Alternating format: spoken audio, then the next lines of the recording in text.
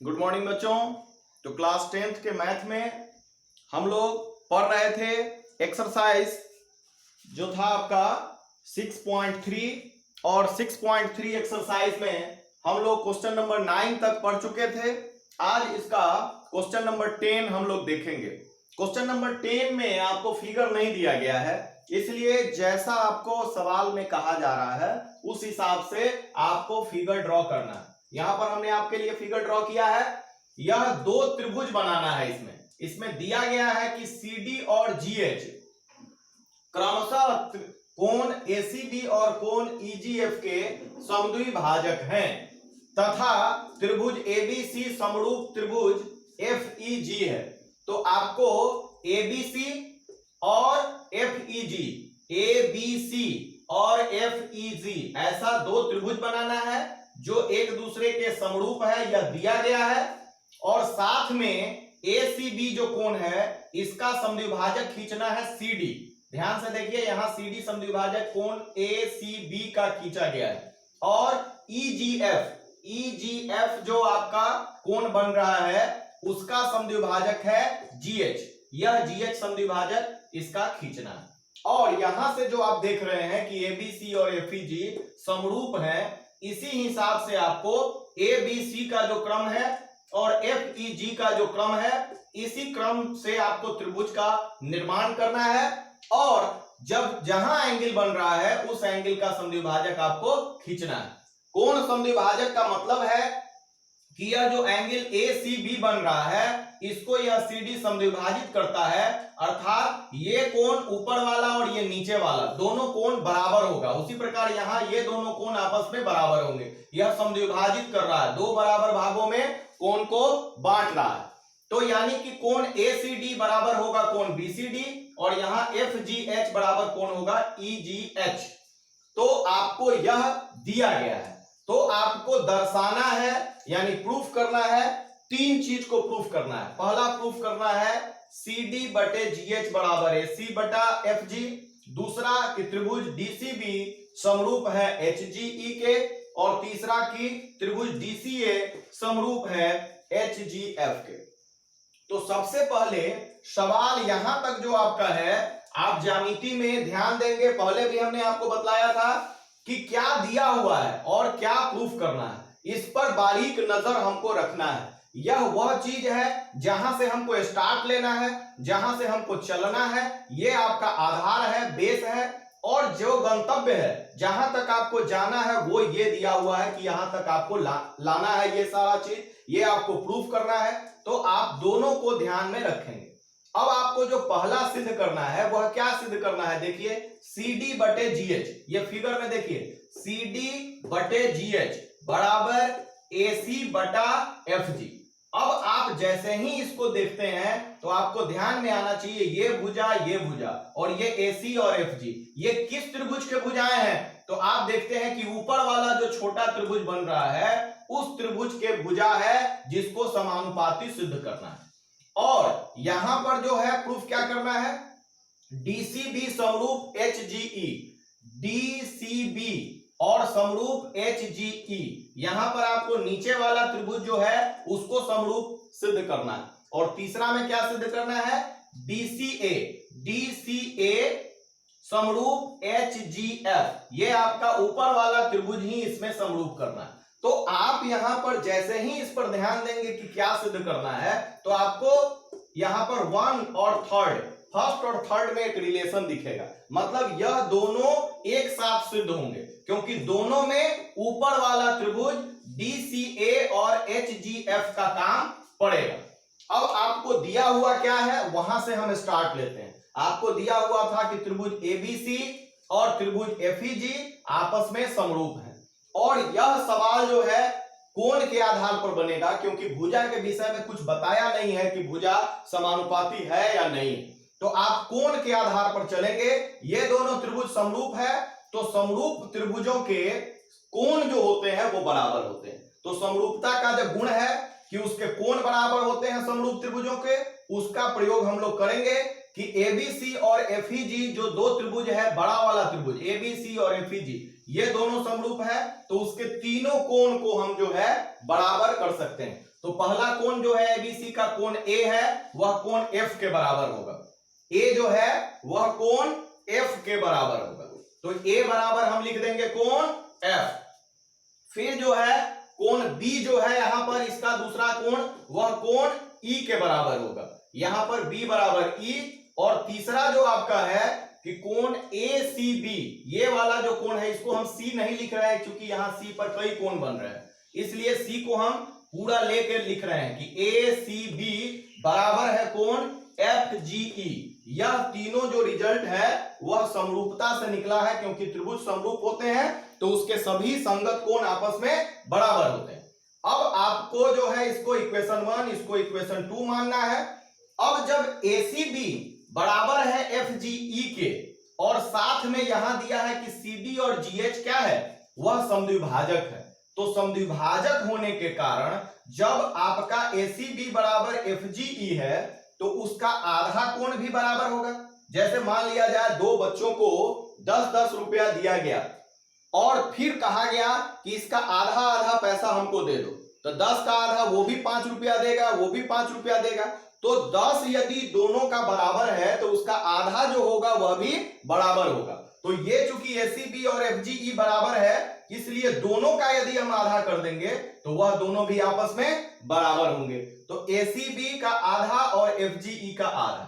अब आधा का क्या मतलब हुआ कि ACB का जब हम आधा करेंगे तो आधा पार्ट ऊपर है आधा पार्ट नीचे है, यानी कि ACD जो होगा इसका आधा वह बराबर होगा इसके आधे FGH के, और फिर नीचे वाला जो BCD जो आधा है ACB का वह भी बराबर होगा EGH इसके आधे के, EGH के। तो यानी कि पहले ACB बराबर इतना दिया हुआ था, फिर इसका आधा भी उसके बराबर होगा, और इसका आधा ये है, इसका आधा ये है, इसका आधा जो है ये भी है और इसका आधा ये भी है। तो इस प्रकार से हमको यहां पर 4 रिलेशन प्राप्त हो गए। इन रिलेशन के आधार पर जो हमको प्रूफ करना है वो हम प्रूफ करेंगे। अब सबसे पहले हम प्रूफ करेंगे क्या चीज, DCA समरूप HGF। क्यों पहले ये प्रूफ कर रहे हैं, क्योंकि ये प्रूफ कर लेंगे तो इसी से हमारा ये रिजल्ट प्राप्त हो जाएगा। तो हम त्रिभुज DCA और HGF इसमें हम क्या देखते हैं, DCA ये वाला ऊपर वाला त्रिभुज, इसका HGF ऊपर वाला त्रिभुज, इसमें कोण A बराबर कोण F समीकरण 1 में हम निकाले हुए हैं, इसका ये कोण बराबर है F कोण के। और फिर क्या है ACD ये वाला कोण जो है वह बराबर है FGH के। कहा, यहां पर हमने निकाला है कि ACD बराबर FGH समीकरण 3 में। तो समीकरण 1 और 3 से आपका दो कोण त्रिभुजों में बराबर है, तो दो कोण यदि बराबर है त्रिभुज में तो यानी AA समरूपता लागू हो जाएगा, इसलिए AA समरूपता से DCA समरूप हो जाएगा त्रिभुज HGF के। ऊपर वाला दोनों त्रिभुज समरूप हो गया, ये आपका थर्ड पार्ट जो है ये आपका यहां पे प्रूव्ड हो गया। जब ये प्रूव्ड हो जाएगा तो दो समरूप त्रिभुजों के संगत भुजाएं समानुपाती होती हैं। तो अब इसी आधार पर इसका संगत भुजाओं को भी समानुपाती कर सकते हैं। तो संगत भुजाएं आपको ये प्रूफ करना है, तो यहां देखेंगे CD, क्रम हमारा सही है, तो CD बटे यहां पर क्या है GH, यहां पर मिडिल और फर्स्ट, CD बटा GH बराबर क्या होगा यहां AC last and middle, AC बटा इधर का FG। तो ये संगत भुजाएं इसकी समानुपाती होंगी। आप यहां पर चाहें तो ब्रैकेट में लिख सकते हैं कि समरूप त्रिभुजों के संगत भुजाएं, समरूप त्रिभुजों की संगत भुजाएं समानुपाती होती है, इसलिए ये समरूप है तो यहां पर इसके भुजाएं समानुपाती होंगी। तो ये आपका फर्स्ट भी प्रूफ हो गया, थर्ड भी प्रूफ हो गया, और आपको अब सेकेंड प्रूफ करना है। तो इसमें DCB और HGE को समरूप सिद्ध करना है, तो पुनः त्रिभुज DCB एवं HGE में तो नीचे वाला त्रिभुज को समरूप सिद्ध करना है, तो इसमें B बराबर E पहले से हम यहां पर बराबर कर चुके हैं, तो B बराबर E है समीकरण 2 से, और फिर यहां पर BCD बराबर EGH जो है वो हमने यहां पर समीकरण 4 में प्रूफ बराबर कर चुके हैं। तो ये BCD बराबर EGH हुआ, दो कोण जैसे ही बराबर होगा तो AA समरूपता से त्रिभुज DCB समरूप हो जाएगा त्रिभुज HGE के। अब इसका क्वेश्चन नंबर 11 है एक्सरसाइज 6.3 का। इसमें आकृति दिया गया है, उस आकृति को हमने यहां पर बनाया है और आकृति में दिया गया है आपको कि AB बराबर AC। ये त्रिभुज ABC में AB और AC भुजाएं बराबर दिया गया है।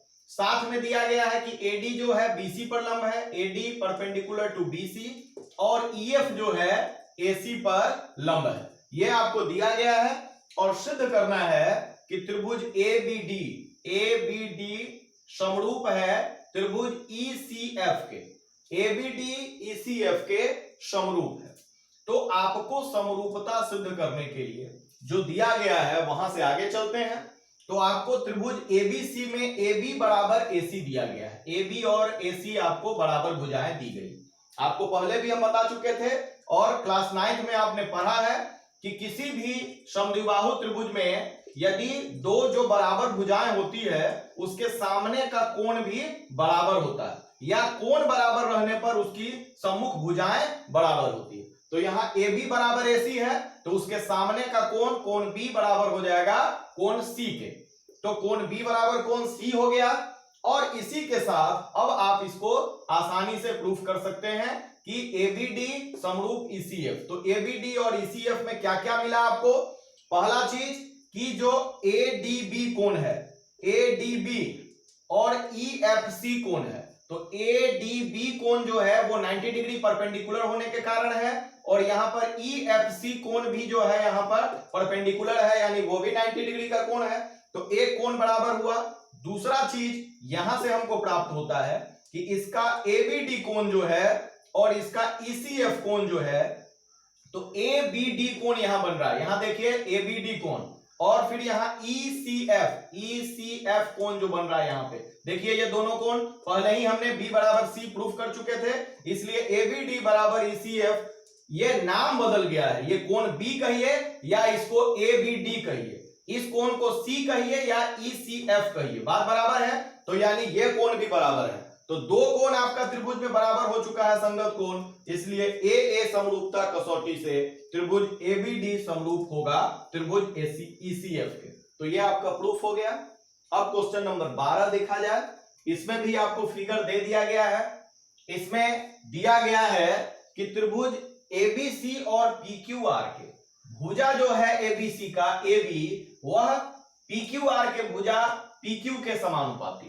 फिर ABC की भुजा BC जो है वह PQR त्रिभुज की भुजा QR के समानुपाती है, और त्रिभुज ABC की माध्यिका AD जो है वह त्रिभुज PQR की माध्यिका PM के समानुपाती है।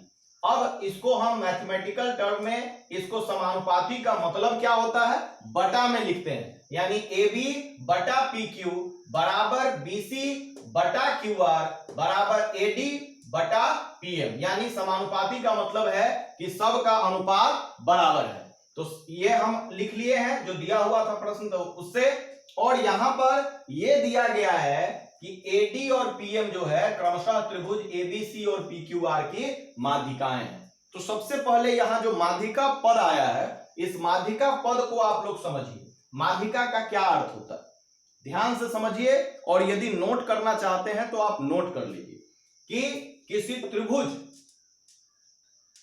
त्रिभुज की माध्यिका का क्या मतलब है कि वह रेखाखंड, किसी त्रिभुज की माध्यिका का अर्थ है कि वह रेखाखंड जो त्रिभुज के किसी शीर्ष से उसके सम्मुख भुजा के मध्य बिंदु को मिलाने वाली रेखाखंड माध्यिका कहलाती है। फिर से समझिए, ABC यदि त्रिभुज है तो किसी त्रिभुज के किसी शीर्ष से उसके सम्मुख भुजा के मध्य बिंदु को मिलाने वाली रेखाखंड ही माध्यिका कहलाती है। और इस प्रकार त्रिभुज में 3 माध्यिकाएं हो सकती है। इस शीर्ष से इसका मध्य बिंदु जो AC का मध्य बिंदु होगा उसको मिलाएंगे तो यह माध्यिका होगा, यदि AB के मध्य बिंदु से C को मिलाएंगे तो वो माध्यिका होगा, और BC का मध्य बिंदु से यदि A शीर्ष को मिलाएंगे तो AD माध्यिका होगा। अब यहां पर यह बात स्पष्ट होती है कि माध्यिका जैसे ही कहता है कि AD माध्यिका है, तो इससे आपको कंक्लूजन यह निकालना है कि डी बीसी का मध्य बिंदु होगा। उसी प्रकार पीएम माध्यिका है, इसका मतलब एम जो है वह क्यू आर का मध्य बिंदु होगा। यह आपको अंडरस्टूड होना चाहिए कि माध्यिका का अर्थ ये होता है। तो आपको दर्शाना है यहां कि त्रिभुज एबीसी समरूप त्रिभुज पीक्यूआर। ये आपका जो त्रिभुज है एबीसी और पीक्यूआर ये समरूप है, ये आपको दर्शाना है। तो आपको दिया हुआ क्या था, ये जो दिया हुआ था वो हमने यहां नोट किया, AB बटा PQ बराबर BC बटा QR बराबर AD बटा PM, और इसको बदल रहे हैं, इसको इसी प्रकार छोड़ दिए और BC और QR को माध्यिका के परिभाषा से चेंज किए। क्या चेंज किए, तो यह जो BC था उसका मध्य बिंदु D था, यानी BD जो होगा BC का आधा होगा, BD जो होगा BC का आधा होगा, यानी BD का जब दुगना करेंगे तो BC के बराबर होगा, तो BC के जगह पर हम लिखेंगे 2BD।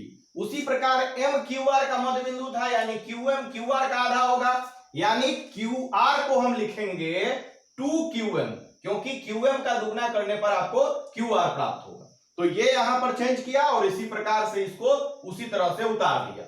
यहां पर 2 से 2 कैंसिल हो जाएगा, तो आपको क्या प्राप्त होगा, AB बटे PQ बराबर BD बटा QM बराबर AD बटा PM। अब ये कैंसिल हो जाने पर देखिए कि कहां आपको प्राप्त आ रहा है, इसको देखिए AB PQ के जो है समानुपाती है, फिर क्या है BD QM के समानुपाती है, ये नीचे वाला BD QM के समानुपाती है, और AD जो था यहां पर ये PM के समानुपाती है। तो आप देख रहे हैं कि त्रिभुज ABD और PQM इधर वाला जो त्रिभुज है उसका तीनों भुजाएं आपको समानुपाती प्राप्त हो जा रहा है, यानी SSS समरूपता लागू होगी और यह त्रिभुज ABD त्रिभुज PQM के समरूप हो जाएगा। अब यहां पर जब ABD और PQM समरूप हो गया, ABD और PQM समरूप हो गया, तो समरूप त्रिभुजों के संगत कोण बराबर होते हैं, यानी यह कोण B इस कोण Q के बराबर हो जाएगा। तो आप लिखेंगे, इसलिए जब वो समरूप हो गया तो कोण B बराबर आपको कोण Q आ गया, और साथ में आपको प्रश्न में ही दिया हुआ था, क्या दिया हुआ था, ये आपका था कि AB बटा PQ बराबर BC बटे QR। ये आपका समीकरण 1 मान लेंगे और लिख देंगे समीकरण 1 से कि आपको ये प्रश्न में दिया गया था। तो अब देखिए कि टोटल त्रिभुज को आप देखिए ABC और PQR को, तो AB समानुपाती है PQ के और BC भुजा समानुपाती है QR भुजा के, और बीच का कोण जो B और Q है वो बराबर है। तो आपका कौन सा नियम लागू हो रहा है, SAS नियम लागू हो रहा है कि दो भुजाएं समानुपाती और उसके बीच का कोण बराबर है। तो इसलिए SAS समरूपता से त्रिभुज ABC समरूप हो जाएगा त्रिभुज PQR के। तो इसी के साथ बच्चों आज का ये क्लास समाप्त हुआ। साथ में आपको सलाह है कि ज्योमेट्री का जो भी सवाल हम हल कर रहे हैं वो देखने से आपको समझ में आता भी होगा, लेकिन आप इसको खुद से जब बनाइएगा, फिर से नए सिरे से आप प्रश्न को देखेंगे, हल करेंगे और स्टेप बाय स्टेप आप बनाएंगे, और बनाने के बाद हमारे बनाए हुए वाले कॉपी से उसको मिलाएंगे। यदि वो सेम मिल रहा है तब आप समझेंगे कि आपका काम परिपूर्ण हुआ। दूसरी चीज कि practice makes a man perfect. आप जितना प्रैक्टिस करेंगे उतना ही गणित में महारत हासिल करेंगे। तो आपसे अपेक्षा है कि आप कड़ी मेहनत कीजिए और सफलता हासिल कीजिए। धन्यवाद।